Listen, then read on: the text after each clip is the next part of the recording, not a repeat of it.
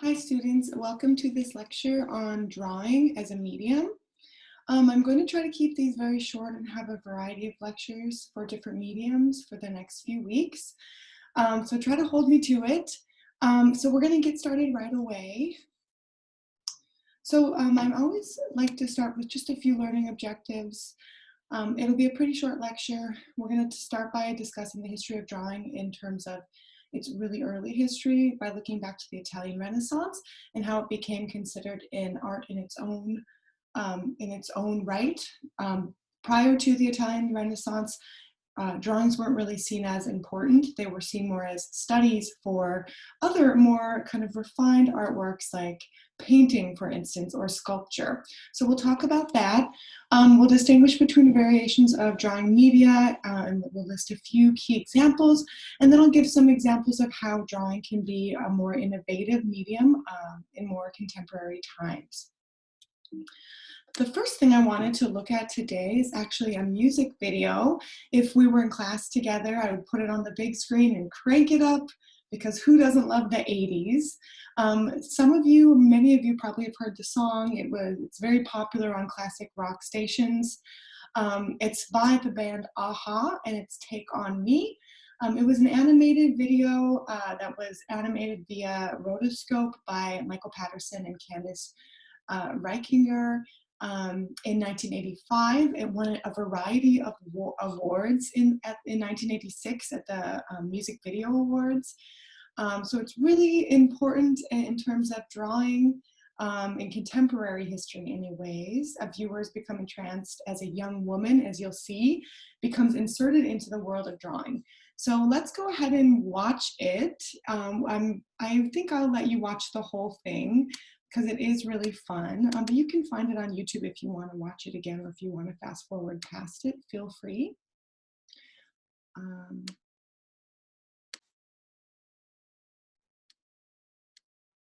All right, so I hope you all enjoyed that. I'll go back to my PowerPoint. So who doesn't love the 80s, as I said, but this was a really, really interesting and cool video at the time. As I said, it won a variety of awards. And the reason why I like to bring it up in a class like this, in our drawing class, is just because of how innovative it was at the time to be mixing two medias, one being drawing, of course, and the other being film, and where the figures seem to interact on a really intimate level between the two types of media. So I just like to bring that in right away to kind of wake everybody up and introduce drawing as a medium. So as I said, we'll go back in time to begin when we think about drawing. So many of you, if we were in class, I'd ask you if you ever doodle. Doodling is a really common type of drawing. Most of us do it all the time, whether we know it or not. Just for fun, when you're growing up, you draw little doodles. And because of this, it's a really accessible art. It's really direct, so when it comes to a variety of media. So we're going to talk about sculpture, photography, or we're going to talk about painting, of course.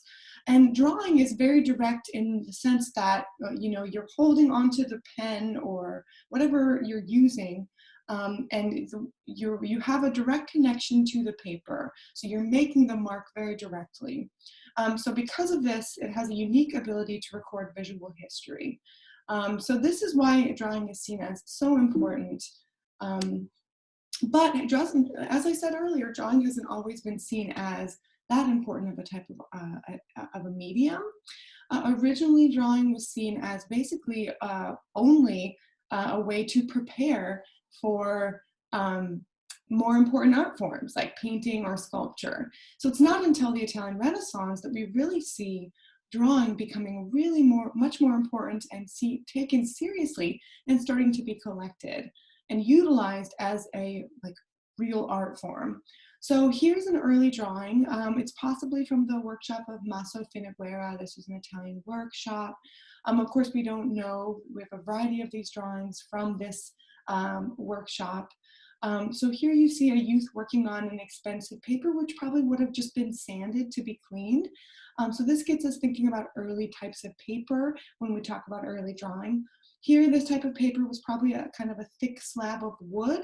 And then it would have been, used only to prepare students, give them the techniques of drawing, probably so they could then later use those techniques as painters or sculptors. But what's important to note is that the layers would not have been saved. So they would have actually been sanded off so that there would have been a fresh layer to then carve into with some sort of stylus. And of course, many of you, if you've ever studied or know anything about ancient Egypt, you might know the paper was not actually manufactured in the West until the 13th century, and of course was preceded by papyrus, which is a type of reed that grows nicely along the Nile River in Egypt.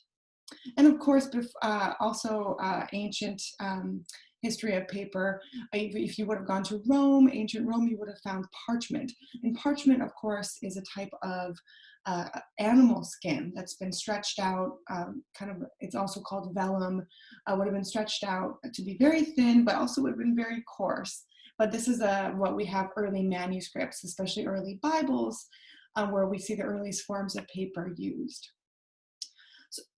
So as I said, it's not until the 1400s where you really have a real interest and a need for paper, because you have the printing press being invented at this time in Germany. So Johannes Gutenberg's 1444 invention of the printing press spurred a need for paper. But it also required large quantities of cloth rags to produce, so it still remained quite a luxury commodity. So it wasn't like in 1440 all of a sudden everyone had paper. Only the well-to-do people really had paper at this time. This is an important drawing to note as we talk about the early history of drawing.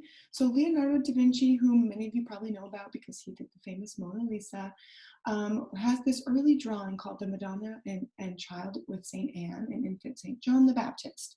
So this was one of the earliest drawings to really be renowned and known far and wide. People loved this drawing. They thought it was really important, so they came from all over Europe to see it. And it was actually written about in this early art historical work by Giorgio Vasari, who, some speak of as one of the earliest art historians. He was an artist himself, but he also wrote about art. He wrote this book in 1550 called The Lives of the Most Excellent Painters, Sculptors, and Architects.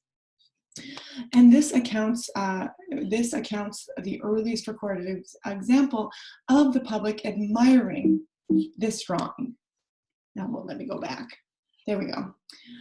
So it's really becoming an important art form just around this time in history. As I said, prior to this, artists had really only used drawing as a way to prepare for paintings.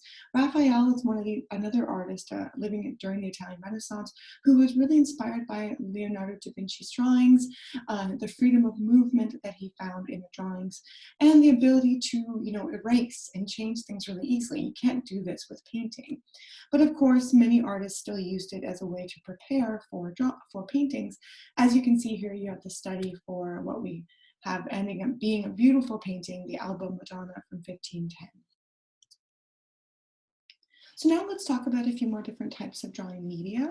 Metal point is one, chalk, graphite, charcoal, pastel.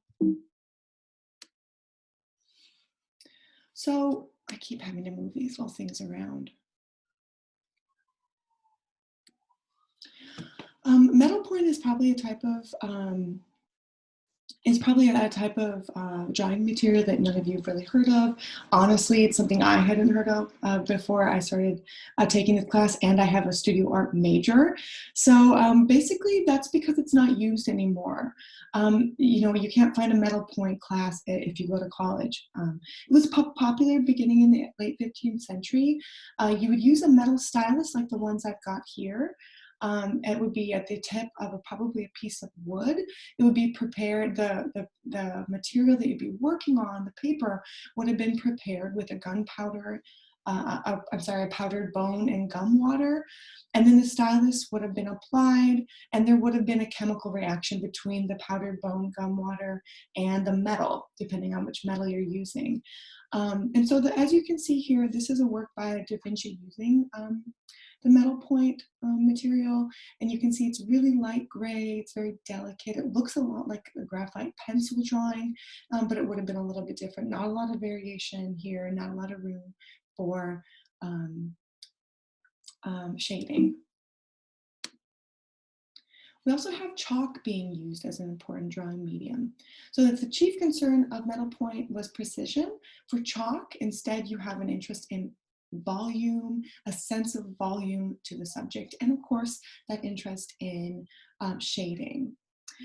With the invention of a variety of chalks and charcoal by the 16th century, artists could more easily make gradual transitions from light to dark. So really important note there. So chalk was also used in a variety of what we call synopy, or tracing outlines of compositions that would have been underneath wall paintings. And we'll get to wall paintings later. These would be called frescoes.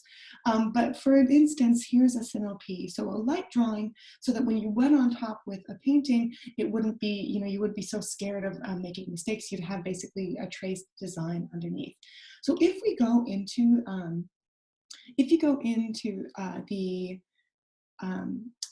the Duomo in Florence, this central dome in the city of Florence, this is the birth, of course, of the Renaissance in Renaissance Italy. If you go into this dome and look up, I actually took this picture, so I'm really always excited to share it. I lived there and studied abroad there in 2008. You look up and this is all painted. The whole dome is painted with very intricate designs, very specific people in the community, saints, angels, right? So all of this would have been, before it was painted, drawn in with chalk, with these synopies, so that artists wouldn't have to worry so much about messing up. Now moving on, graphite. So lead pencils became increasingly popular after black chalk. After black chalk became harder to find in the 16th century, and actually at the request of Napoleon and due to dwindling availability of imported pencils, we have what we call the Conte crayon. So we have lead pencils, that's where we have graphite, but we also have something called a Conte crayon. I have an image of some of them here. You all know what a lead pencil is, but many of you probably haven't heard of a Conte crayon.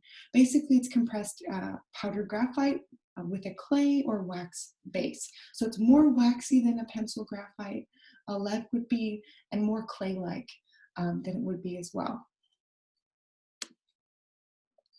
So here's a graphite drawing that's contemporary from 1970s.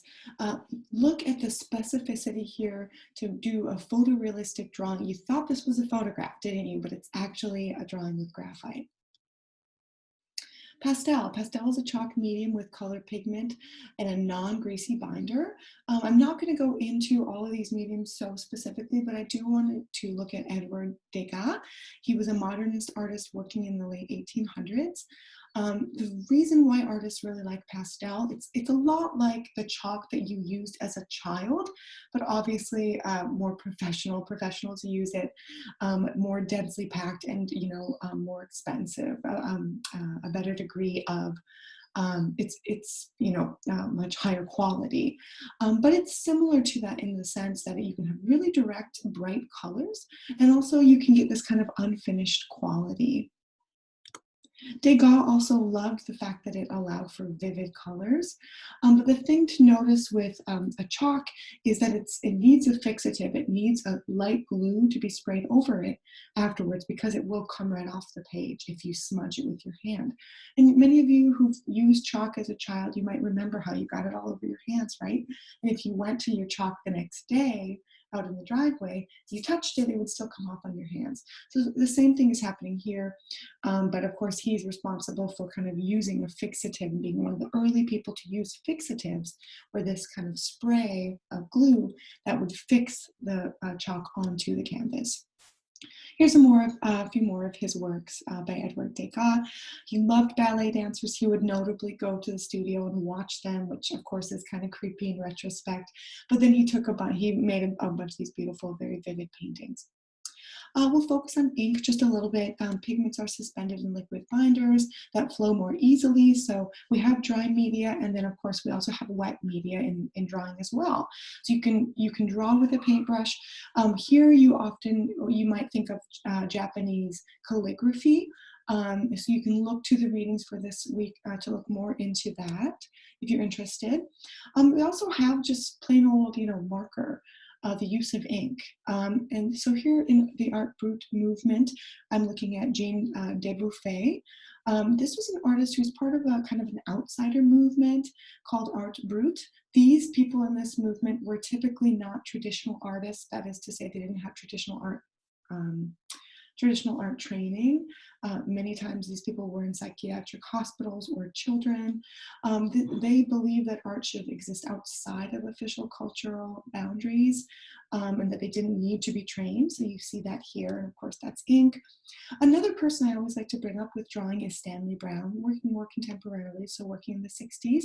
He had this really kind of amazing idea, and I always like to see what students think about it, to do a series of drawings called This Way Brown. So if I was with you, I'd ask you, what do you think this is? Many of you would probably say a stick person. And then of course he stamps This Way Brown, which is his last name. And then here's a few more of his drawings. Well, you might be happy or frustrated or interested in the least to find out that these are actually maps. So what he did for this project is he went around and actually collaborated with people in cities that he was in, asking them to draw him a map somewhere. So he would go around with a blank piece of paper and a Sharpie and say, "Hi, random person on the street. How do I get to the train station? Can you draw me a picture?" And they, this looks like that, right? Of course, now we have GPS, so it's a very different thing, and this is very much of its time before all these types of new technologies. But you might, draw like a circle. Oh, we're here. Go down this street and then take a left here. Here's a landmark, and then you'd go this way, right? So someone else drew this and directions for him, and then he printed This Way Brown on it. He did a series of these drawings, some of them very simple, like perhaps this one is way to the bathroom. We'll go down this hallway, take a right and then a left and then another right. So anyway, a kind of an interesting and innovative, you might say, way to think about drawing and perhaps community collaboration. Henri Matisse was another artist who used drawing often in his work. He would say that you could draw with scissors though. So here he just basically cut out shapes and then pasted them on almost like a collage. You'll find him also later when we talk about collage material, but he would say this is a drawing. It's drawing with the scissors, right? I also like to bring up the artist Ghada Amir. She's an Egyptian artist working contemporarily. She's still working today, working between France and New York. This is her working in embroidery. So, you can embroider lines, right? Drawing is just making lines. And so she's using her hands to basically draw with lines, draw with yarn, to embroider figures. And actually, if you look closely here, you can see the figure of naked women. If you look very closely, she's interested in pornographic imagery, actually, and interested in reclaiming female bodies. And I think she's quoted in saying that she thinks women should use their bodies and love their bodies so much that they can reclaim them away from this idea of females expressing sexuality as linked to victimhood, but rather thinking about females using their sexuality to seduce. So you can look into her if you're more interested in her work. She does really beautiful kind of abstract pieces that are actually figural underneath, as they typically have pornographic imagery embedded in them. Many of you also might be fans of comic books. Comic books and the drawing and the art of comic books has become more important of late. There's actually a recent book. I have this book actually, Understanding Comics. It's basically a comic book about the art of comic books. So it's really, really cool, and also showing us that comic book art has become more of a high kind of form of drawing of late. And the last thing I wanted to talk about, because I didn't want this to get so long, I'm so sorry, is tattooing as innovative techniques of art and techniques linked to drawing. So what is a tattoo but a drawing on flesh, right? I'd like to bring up these two early women who were tattooed in the early 1900s. And of course, today it's not a big deal if you have a tattoo in most cultures. And later in the course, we'll probably talk about Pacific Islander tattooing, where it's more of a cultural tradition. But here in America, it was actually the early tattooing was tied to the circus. So if you had all these tattoos, and there's actually been a book written about this woman recently about the tattooed woman. And if you had tattoos like this, you'd be a circus freak, basically. You would be able to make money touring with the circus because no one had tattoos like this. So anyway, I always like to bring that up because many of you might have a tattoo, and I like to expand the media of drawing into those realms where we can think about ink on flesh also as a mode of drawing. And that's where I'm going to stop today. That's the end of my short lecture on drawing. I'll be posting other lectures on other media soon. Thank you for watching, and I hope you have a great week.